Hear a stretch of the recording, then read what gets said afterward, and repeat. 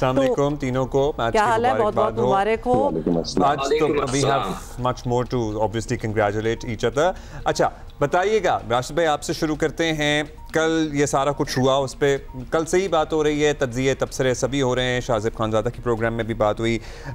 उसके बाद मैच जब शुरू हुआ और हमारी बैटिंग शुरू हुई मतलब थोड़ा सी देर लगी हमारी तो बैटिंग को शुरू होने में। सर हम साइम को कैसे ठीक करें सर? साइम को बॉलिंग करवाएं, जैसे अभी में बोला कि शाहीन अफरीदी को ऊपर खिला दें, अब यही रह गया।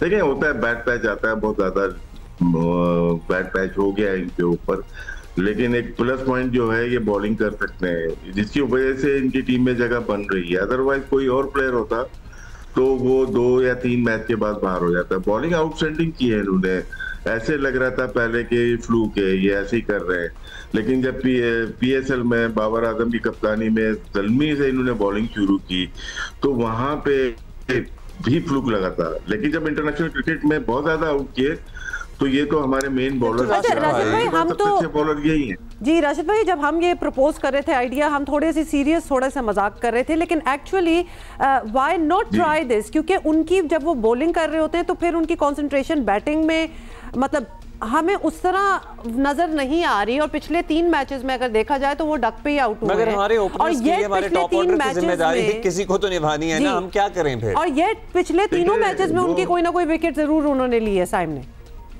हमने पहले भी ये बात की थी, ये बहुत तेज खेलने की कोशिश पहली बॉल से कर रहे हैं हर कोई, हमारे जो टॉप ऑर्डर है हर कोई के पहली बॉल से हम ना गेंद बाहर फेंकते नहीं, नॉर्मल 2 ओवर आप नॉर्मल क्रिकेट खेलें जैसे दुनिया खेल रही है।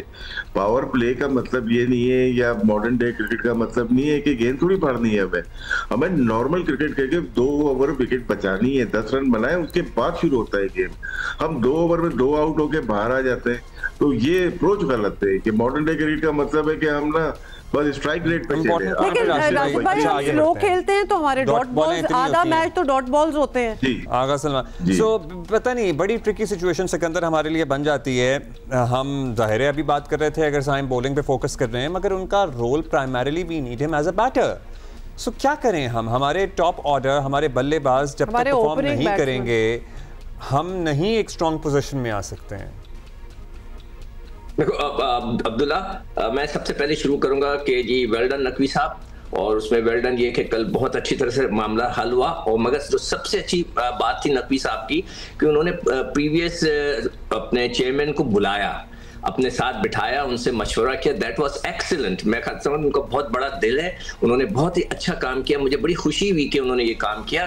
दूसरों से जो है पूछना ये बड़ी अच्छी बात होती है। जहां तक पाइक्राफ्ट का है, अगर आप लोगों को याद हो कि जब मैंने एक टॉस का इश्यू उठाया था कि जब इंडियंस जो है वर्ल्ड कप में टॉस कर रहे थे तो कॉइन को कोई कोसों दूर फेंक रहे थे और पाइक्राफ्ट साहब जाते थे, देखते थे, वो बताते थे कि हेड है या टेल। उस वक्त भी मैंने कहा था और अपने प्रोग्राम में भी कहा था कि ये हमेशा इनके साथ होता है।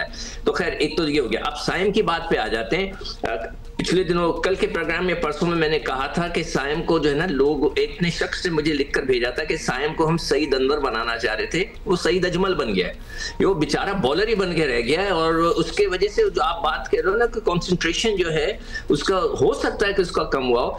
देखिए, हम एशिया कप में गए, हमारे पास यही टीम रहेगी, आखिरी तक यही टीम रहेगी। आपको बिठाकर उसको समझाना है। और जो राशिद बात कर रहा है, ये कब से मैं कह रहा हूं, और लोग मुझसे कहते हैं आप 1980 के खिलाड़ी हैं। ये मुझे मुंह पे कहा गया है कि आप तो यार 1980 की क्रिकेट की बात करें। मैंने कहा 1980 की क्रिकेट की बात नहीं है। आप शुरू के 2 ओवर्स में पिच का मिजाज देखते हैं। पिच जो है वो सिकंदर, हमने एग्जैक्टली भारत के खिलाफ जो मैच हुआ था यही बात की थी। और ये लोग जिस तरह हारे भारत के खिलाफ मैच में, क्या ये बात ड्रेसिंग रूम में नहीं हुई होगी कि हाँ जी पहले ही गेंद से जो मारने की कोशिश की हमने, वो हमारी विकेटें गंवाने का सबब बनी? जब पूरी दुनिया ये बात कर रही है तो इन्होंने नहीं की होगी ये बात। जी सर। अब्दुल्ला भाई, कल प्रेस कॉन्फ्रेंस के बाद जो मैंने क्लिप देखा, उसमें कप्तान ने बोला हम तो ऐसे ही खेलेंगे, पर हम भले हारे या जीते हम तो खेलेंगे। अगर ये माइंडसेट ही यही है तो इनको हम नहीं सिखा सकते। इनके लिए जो मर्जी लेके आ जाओ लोग, इनको जो करना है। देखिए, इसके लिए अलग ब्रीड होती है जो खेलने वाले होते हैं। अनफॉर्चुनेटली हमारे पास प्लेयर है, लेकिन वो हाई क्वालिटी स्किल नहीं है ये। लेकिन इनको हम समझा सकते हैं कि यार ये पिच जो है ना, पहले इनिंग में 2 पेस खेल रही होती है, इनको बार बार बताना पड़ेगा। जो भी टीम शुरू में खेल रही है उसको इश्यूज आ रहे हैं, तो आप नॉर्मल क्रिकेट और राशिद भाई बिल्कुल आप सही कह रहे हैं, क्योंकि अगर अभी जितने मैचेस हुए हैं हमारा पैटर्न एग्जैक्टली डुप्लीकेट पैटर्न है। मतलब अगला हरीफ भी जब हमें स्टडी करता होगा तो उसको भी वो पैटर्न नजर आ रहा है कि how we start our play, where we go, किस तरह, क्योंकि बिल्कुल आइडेंटिकल वे में ही सारे आउट हो रहे हैं और उसी तरह ही आउट होते हैं। भट्टी साहब आपसे हम जरूर जानेंगे कि वो जो मॉइस्चर है या ड्यू है या ओस है, ये कितना अफेक्ट कर रही है। टॉस जीतकर पहले बैटिंग का फैसला क्यों हो रहा है? अब्दुल्ला बिल्कुल सही बात है कि ड्यू की वजह से टॉस जीतकर पहले बैटिंग टीमें इसलिए कर लेती हैं कि कल आपने देखा होगा कि नवाज ने जब एक गेंद डिलीवर की तो बहुत सारा मॉइस्चर जो था वो गेंद के साथ जा रहा था, लेकिन इतनी कंडीशन खराब नहीं है जितनी हम लोग बैटिंग खराब कर रहे हैं। ये पता नहीं माइक हैसन ने क्यों इनके दिमाग में डाल दिया कि आपको अगर आउट भी होना है तो आपको 150 पौने 200 का स्ट्राइक रेट मेंटेन करना है। देखिए क्रिकेट इस तरह नहीं होती। हम साइम अयूब की बहुत बात कर रहे हैं, बिल्कुल हमें करनी चाहिए। 3 सिफर और 6 मैचों में 4 सिफर साइम अयूब ने हासिल किए। उनको अपनी टेक्निक को बेहतर करना है, उनको सिचुएशन के हिसाब से खेलना है। लेकिन एक और नाम हसन नवाज हम समझ रहे थे कि शायद अब मिडिल ऑर्डर में हमें इंतजामुल हक या यूनुस खान मिल गए। हसन नवाज पे बात ही नहीं हो रही। हसन नवाज भी मुसलसल फेलियर है। साहबजादा फरहान, उनमें भी इंप्रूवमेंट नहीं हो रही। तो ओवरऑल पाकिस्तान की जो बैटिंग, फिर सबसे बढ़कर जो पाकिस्तान जहां पर अब मुश्किल में है वो पाकिस्तान के कप्तान है सलमान अली आगा। हालांकि पास में हम ये इस्तेलाह सुनते रहे कि कप्तानों को फ्रंट से लीड करना चाहिए, लेकिन सलमान अली आगा उनको भी अपनी बैटिंग पर ज्यादा तवज्जो देनी चाहिए, क्योंकि जब कप्तान ही स्ट्रगल कर रहे होंगे तो वो दूसरों को किस तरह कहेंगे। लेकिन मेरे ख्याल में अब पाकिस्तान का हनीमून पीरियड खत्म हो गया। पाकिस्तान के 2 हल्के मैच थे जिनकी वजह से हमने क्वालीफाई कर लिया। आपसे हम ये भी जानना चाहेंगे, आप वहां हैं और ऑब्वियसली आप मूड को देख रहे हैं, असेस कर रहे हैं। कल क्या पाकिस्तानी टीम को भी एंड तक नहीं पता था कि हम खेलेंगे कि नहीं खेलेंगे? बिकॉज इतनी अनसर्टेनिटी हम तो एज शायकीन तो कर ही रहे थे feel, we didn't know when the match is going to be if at all. Team के साथ भी यही हो रहा था, बिकॉज उसका भी तो एक इम्पैक्ट होता है प्रोडक्टिविटी में और परफॉर्मेंस में। हमें कल पता था कि खेलेंगे जी। भट्टी साहब आपको पता था? आपको लग रहा था कि लड़कों को पता है? मैं देखें 4:30 बजे लोकल टाइम पर पीसीबी ने आईसीसी को बता दिया था कि अब हमने आज का मैच नहीं खेलना। उसके बाद फिर एमिरेट्स क्रिकेट बोर्ड इन्वॉल्व हुआ, एशियन क्रिकेट काउंसिल के कुछ लोग इन्वॉल्व हुए, फिर आईसीसी की तरफ से वसीम खान जो उनके जनरल मैनेजर क्रिकेट हैं उन्होंने इंटरवीन किया। पीसीबी ने फिर फाइनली उनसे एक ईमेल मांगी। मेरा ख्याल वो जो इन्वेस्टिगेशन की बात हो रही है शायद उस ईमेल में उसका जिक्र है।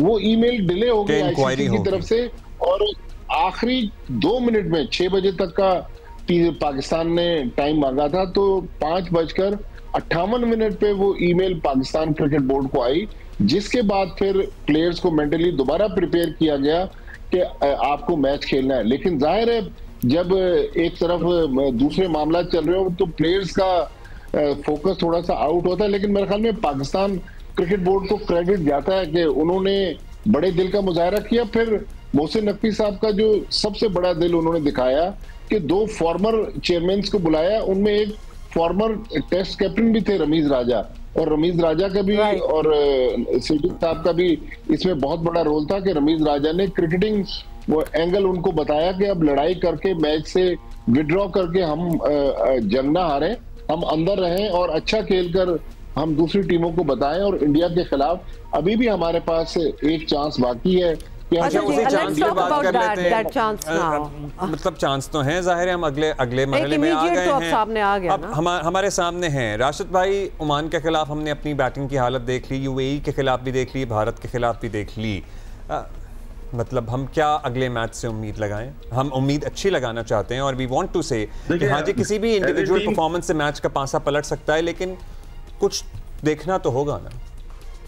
एज ए टीम हम परफॉर्म नहीं कर पा रहे, अब इंडिविजुअल को ऊपर आना पड़ेगा। जिस तरह के पास में कभी कभार सईद अनवर की एक बैटिंग ऐसी होती थी कि मैच जितवा सकता है, शायद आफरीदी बीच में आ गए या कोई ना कोई आ गए।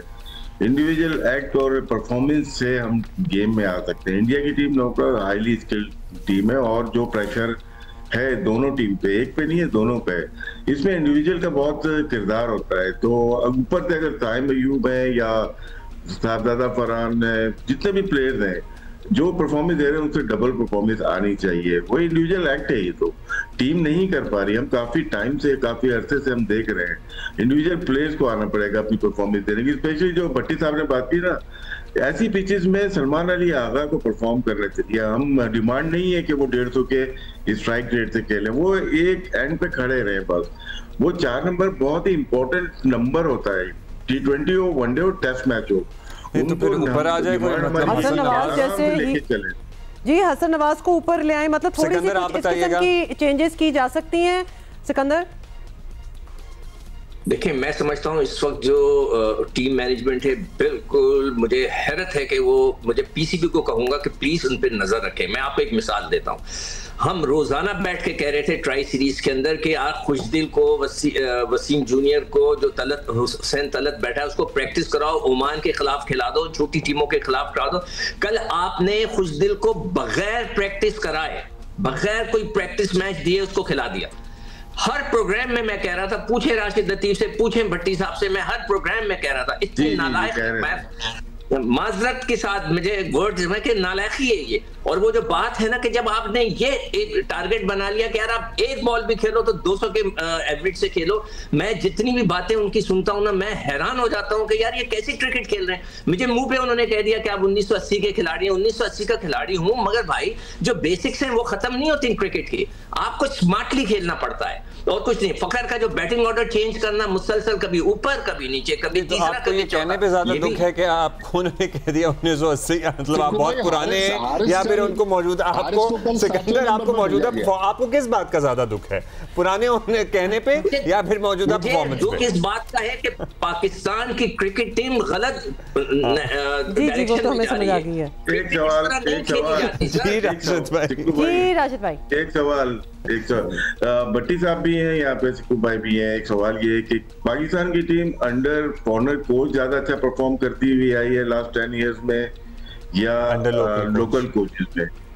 भट्टी साहब आप बताएं। से ये कि जो लोकल कोच होता है, लोकल कोच के साथ प्रॉब्लम ये हो जाती है कि वो जो बड़ों को भाई भाई उसमें लग जाते हैं, वो अपने दोस्ती यारी में लग जाते हैं, उससे सारा खेल स्पॉइल हो जाता है। हमारे यहाँ कोई भी क्रिकेटर, कोई बड़ा क्रिकेटर इतना अच्छा नहीं हुआ। एक बहुत बड़े क्रिकेटर को हम लेके आए थे, उसको मैन मैनेजमेंट ही नहीं आती थी। वो हमारे पाकिस्तान का स्मार्टेस्ट क्रिकेटर था, मगर उसको मैन मैनेजमेंट ही नहीं आती थी, और उसका नतीजा क्या निकला कि उनको हटाना पड़ गया। हमारे लड़के उस मैन मैनेजमेंट में आते ही नहीं। मगर फॉरेनर अच्छा हो सकता है, मगर ये लड़का जो है, ये जो कोच है, I am very sorry PCB साहब, माफ कर दें, गुस्सा ना करें, ये कोच आपका वैसा काम नहीं कर रहा जिस तरह के उसको करना चाहिए। अभी तो आए हैं नहीं, अभी आए नहीं है। देखो अब्दुल्ला, आप जब उससे बात करते ना तो पता लग जाता है।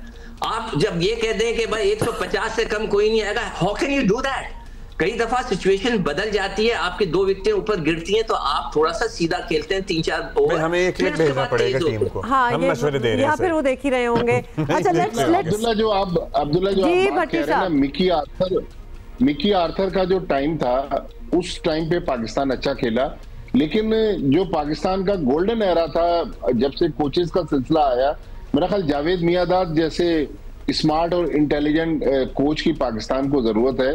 तो जावेद भाई के दौर में हमने उस वक्त भी बड़ी बड़ी सीरीज जीती, लेकिन आप देखें लोग जियो की बहुत ज्यादा बात करते हैं ना। कल मैं और अब्दुल्ला तो काफी दफा जब ये क्राइसिस चल रहा था, बात भी हमारी हो रही थी, जहां वो मुज़ाकरात हो रहे थे वहां भी आप पीछे स्क्रीन पर देखें जियो चल रहा था।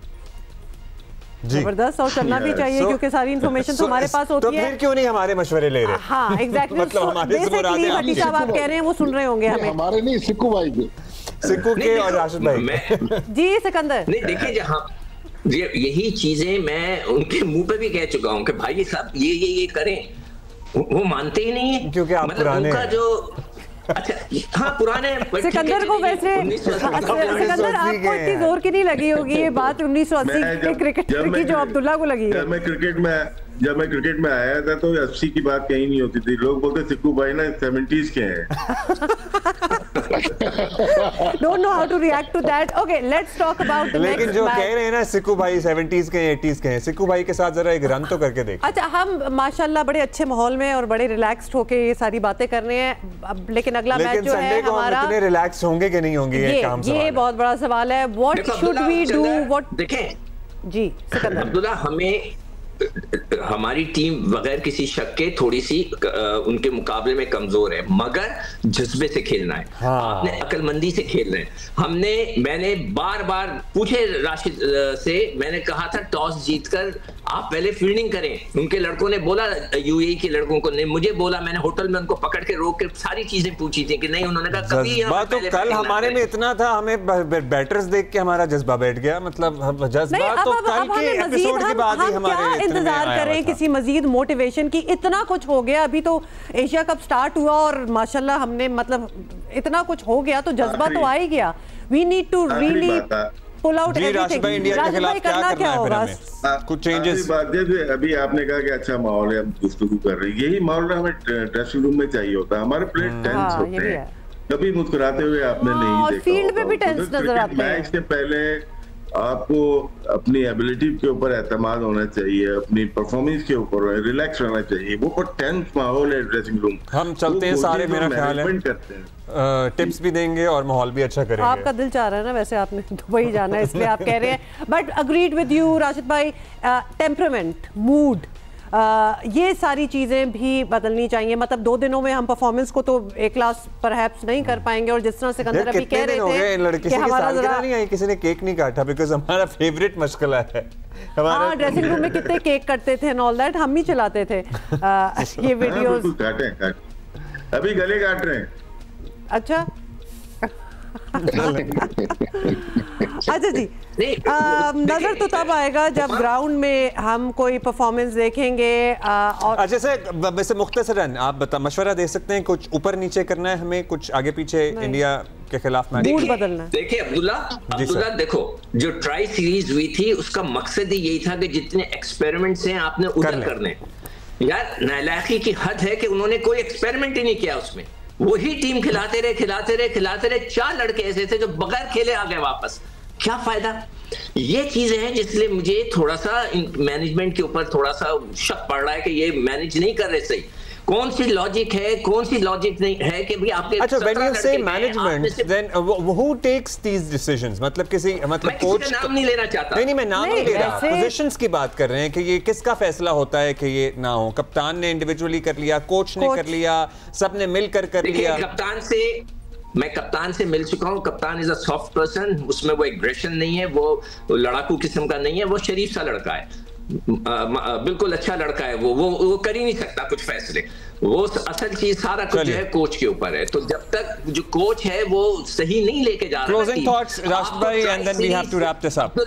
जी सर टाइम खत्म हो गया। मेरी तरफ से लास्ट है कि आपको स्पोर्ट्स साइकोलॉजी जो लोग होते हैं, दिमागी तौर पर काम करते हैं, वो फौरन भेज दें आप दुबई। मैं समझता हूं उसका कोई फायदा नहीं होगा, इसलिए कि ये लड़के उसमें से नहीं निकलेंगे। आपको अक्लमंदी के साथ खेलना है बस।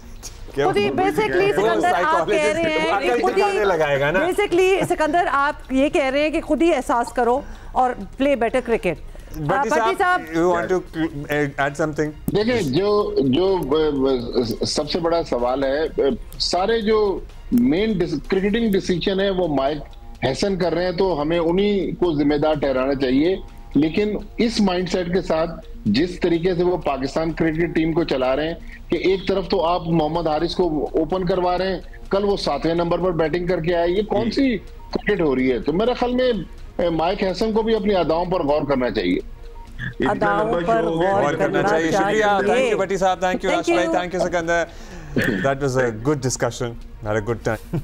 अब्दुल्ला ने पूरी कोशिश की है कि एज एन एक्सपर्ट इसको बुलाया जाए। नहीं, हम सब वो कह रहे थे माहौल ठीक करना है। हमारा माहौल इतना अच्छा होता है, हम क्रिकेट की डिस्कशन करते हैं, हम ये कह रहे थे कि हम चलते हैं सारे, फिर माहौल ठीक करते हैं।